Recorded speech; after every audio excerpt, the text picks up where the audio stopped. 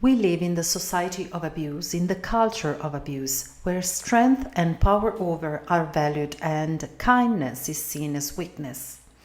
Any act of gentleness is often ridiculed or predated, discouraged, therefore. But is this really the world we want to live in? Is this really the world we want to pass on to the sons and daughters of tomorrow? A different vision where kindness is a core value is not only possible, it existed and still exists in the matriarchies of the past and the present. And it is the vision we are weaving at the Roma Goddess Temple through Aphroditic Philosophy and Spirituality.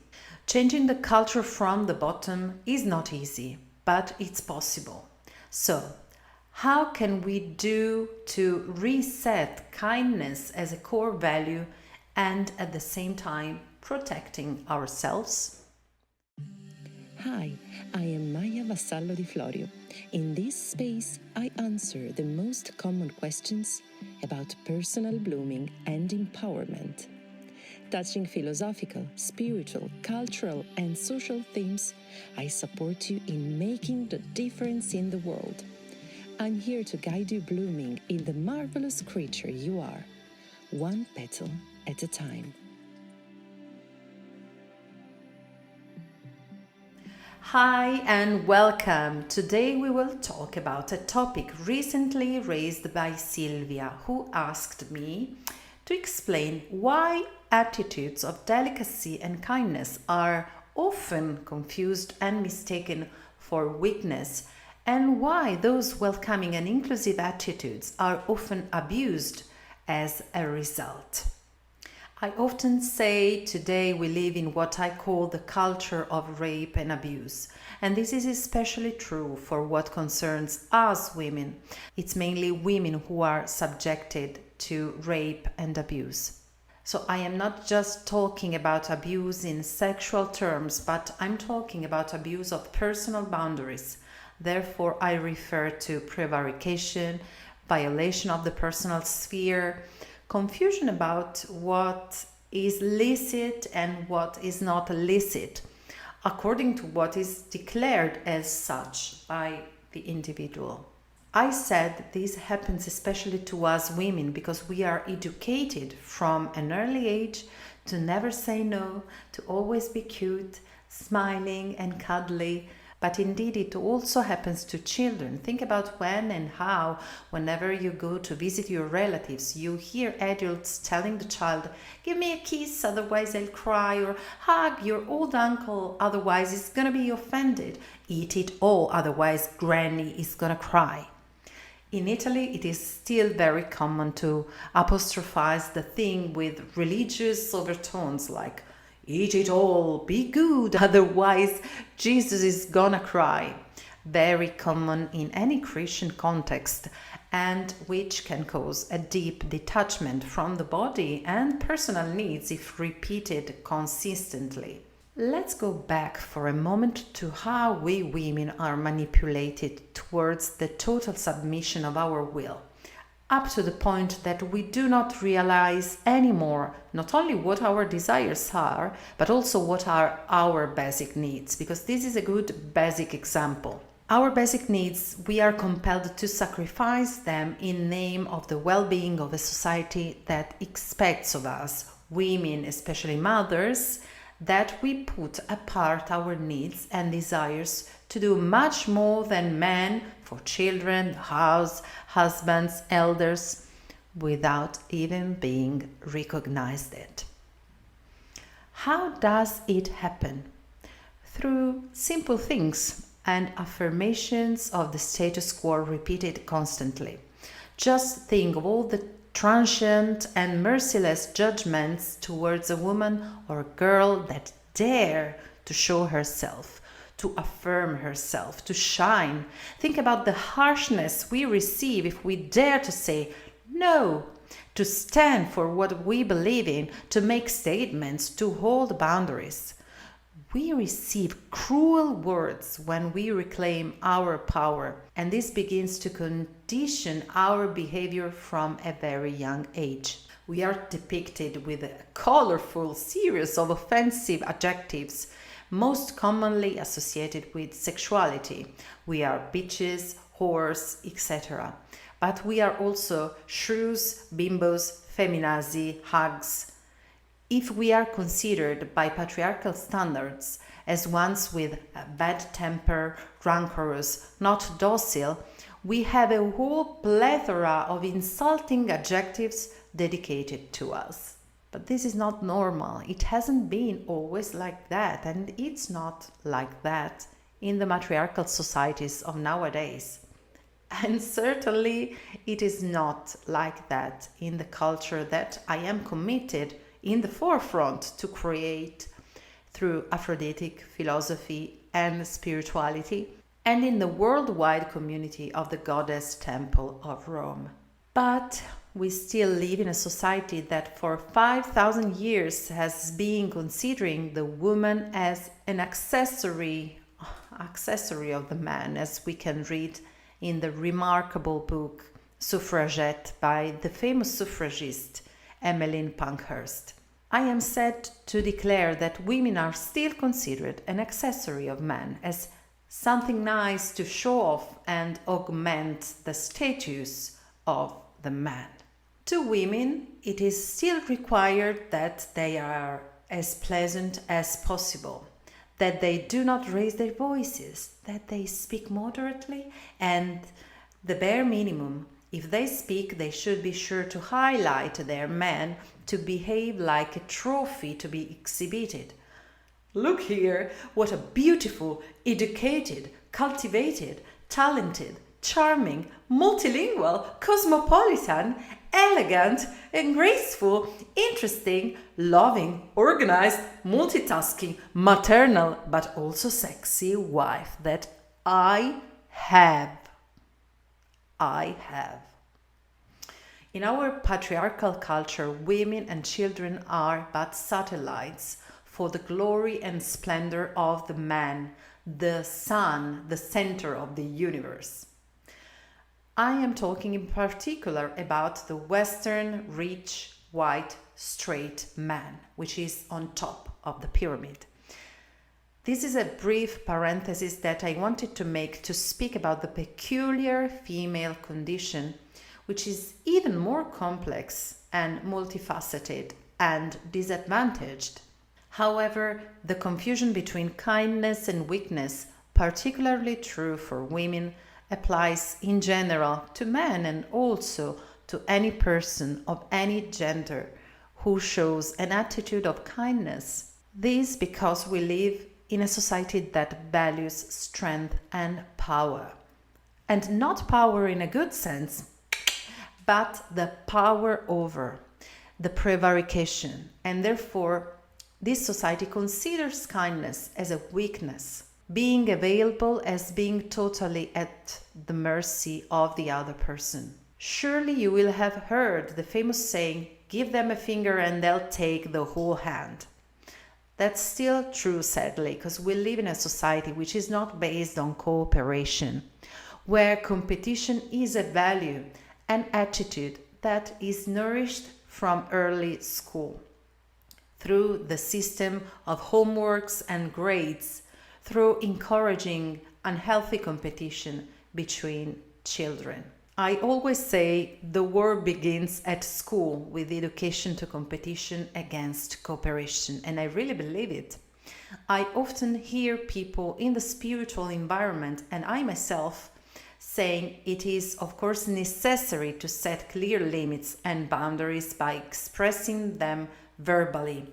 True, we have to express boundaries verbally. However, it is not enough. It's not fair to exclusively rely on personal dynamics, because if it is true that the single person has responsibility in clearly communicating their boundaries, it is also true that it is not always and not only a person's responsibility to set licit limits. Why? Because some people don't know how to express boundaries. Some people don't know how to communicate if they are not respected. Some people are not in condition of being aware of what illicit boundaries are.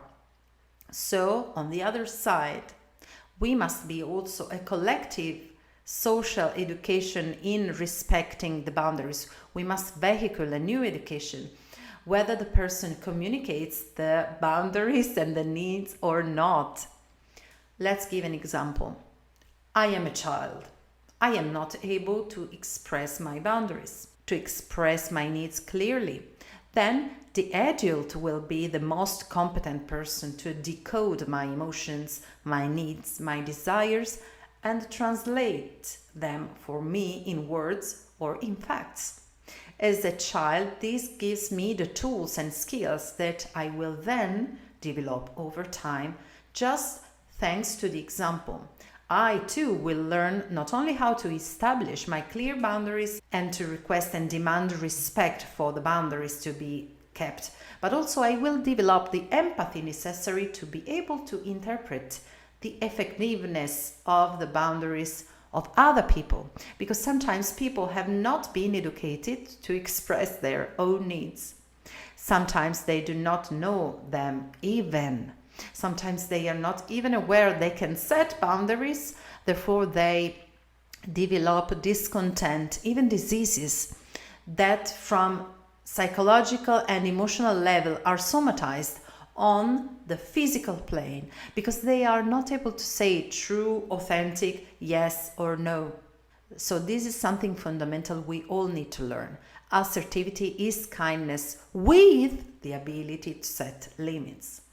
And that's what I do and also teach people through personal blossoming as intended in Aphroditic Philosophy and Spirituality. And I always make it clear, yes, it's important to clearly express our boundaries, but we cannot just stop on this. We need also to educate other people to respect and decode other people's boundaries and needs if we want to live in a healthier society. Another example for you. If a girl is drunk and is raped and does not resist, whose fault do you think it is? Hers or the raper? The fault is always the rapers, not the victims. But there's still a lot of toxic beliefs about that and around that. There is also a problem of lack of empathy and a problem of objectification of the woman. Then different themes here of a cultural and social nature are intertwined. So once more, it is necessary that all the rest of the people, the whole community needs to be educated to respect the boundaries from one side, to read and decode their own needs and the other people's needs from the other. It's fundamental.